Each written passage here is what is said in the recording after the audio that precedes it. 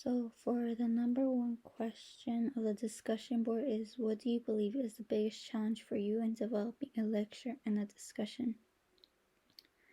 And I think the biggest challenge for me would be not knowing how to explain the lesson to the students without confusing them or having them get easily distracted. Another challenge would be creating a new lesson activity without knowing if the students are going to enjoy it or if it's going to be too confusing for them to understand. And so for number two is, what if any connections can be made between UDL and or inclusive excellence with previous concepts we touched in our class? And for number two, some connections that can be made between universal design learning and inclusive excellence is that they were created to involve every child and to avoid excluding students from learning. And if a teacher teaches only one method, most likely some of the students are going to understand it, but not all students are going to understand it.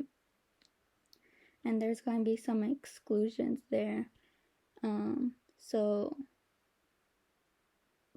teachers have to create methods where there's visual demonstrations, and there's going to be students who enjoy reading like the PowerPoints from the lectures, so they're going to write down all of the notes, and we have to include every child into the learning process. And for number three, where and how would you apply UDL or inclusive excellence principles to your class? And I think I would apply UDL in my teaching methods by having different teaching methods.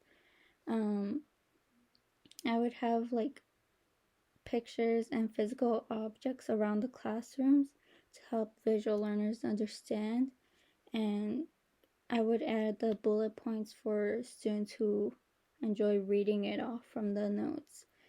Some activities I would probably do are like Kahoots or Jeopardy for them to get engaged to the lesson.